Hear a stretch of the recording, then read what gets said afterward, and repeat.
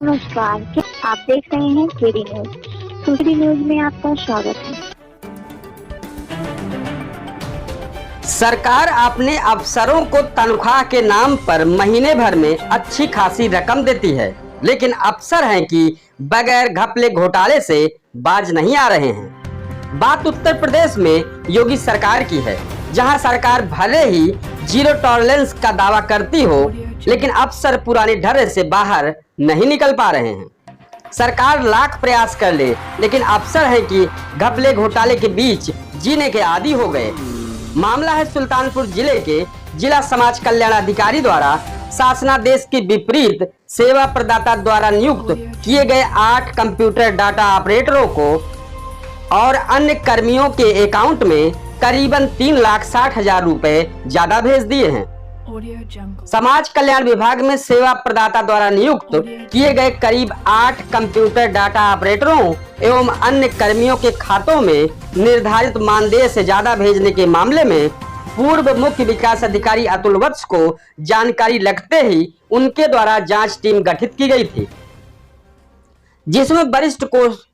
जिसमें वरिष्ठ कोषाधिकारी वरुण खरे की अध्यक्षता में और सदस्य के रूप में शामिल वित्त एवं लेखाधिकारी प्रशांत कुमार चतुर्वेदी, साथ ही संपरीक्षा अधिकारी अरविंद कुमार की जांच में दोषी पाए गए।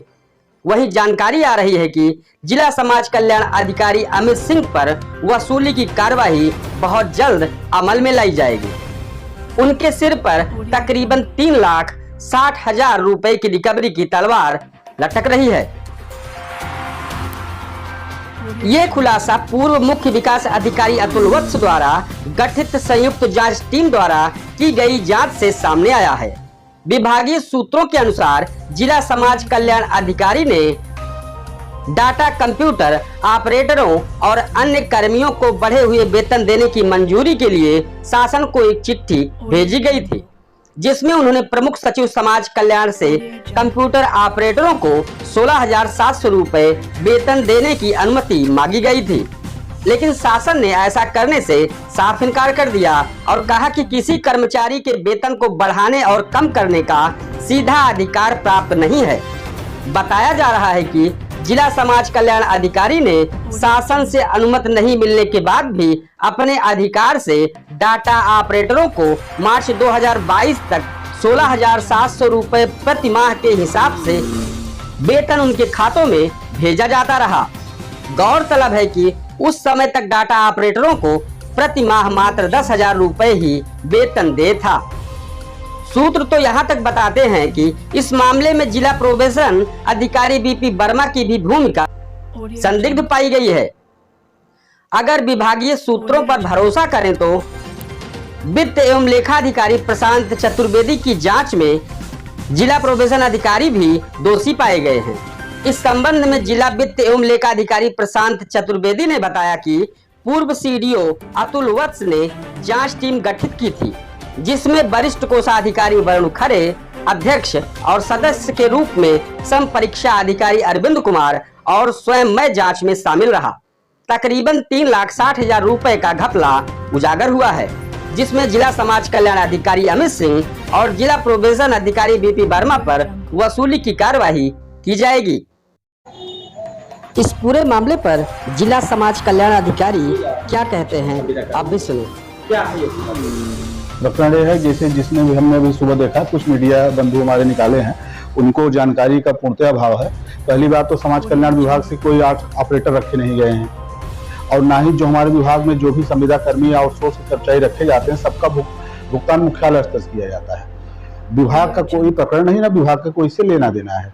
ये प्रकरण है जिला प्रोबेशन कार्यालय महिला कल्याण विभाग का, जहाँ पे 8 कर्मचारी रखे गए थे। उनको कुछ मानदेय की भुगतान के बारे में बहुत जानकारी नहीं, जैसा थोड़ा बहुत मुझे पता लगा कि उनको पहले कुछ ज्यादा भुगतान हो गया, उनको कुछ कम भुगतान होना चाहिए था। नियमानुसार जो भी चीजें रही हो, ये सब महिला कल्याण विभाग की हैं और उससे समाज कल्याण विभाग का, ना ही मेरा कोई लेना देना नहीं। ये न्यूज जिसने भी चलाई है एकदम गलत है, निराधार है। उनको कम से कम एक बार कोई न्यूज चलाने से पहले मुझसे पुष्टि करना चाहिए था, जो एक नैसर्गिक न्याय कहता है। तो जिन्हें भी चलाई हो तो एकदम गलत है, 100% गलत है। उनकी तरफ से जानकारी दी गई है। कौन चतुर्वेदी? वित्त एवं लेखाधिकारी जांच टीम में थे, उनका कहना है तो क्या उन्होंने कहा था कि अमित सिंह जांच में, हाँ जांच में दोनों लोगों का नाम बताया है। वो नहीं, देखिए पहले बात तो हम चतुर्वेदी जी को जानते नहीं, ठीक है, कि किस विभाग में वित्त एवं लेखाधिकारी हैं। 10वां ऐसे विभाग होते हैं जहाँ वित्त एवं लेखाधिकारी की पोस्टें होती हैं। अब वो किस विभाग के वित्त एवं लेखाधिकारी हैं उनके बारे में कुछ नहीं जानता। और दूसरी बात यह है कि अतुल बस साहब ने जब कमेटी गठित की और जिस समय का प्रकरण है उस समय मैं था ही नहीं जनपद में। मैं 7 जुलाई 2022 को इस जनपद में आया हूँ।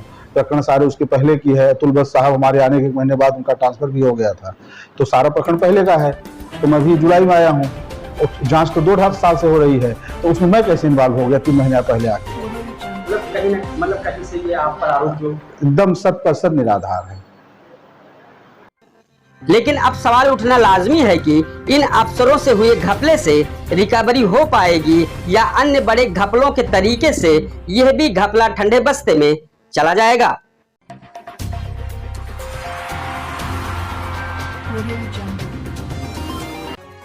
इस तरह की सनसनीखेज खबरों के लिए KD news UP YouTube channel को सब्सक्राइब करें।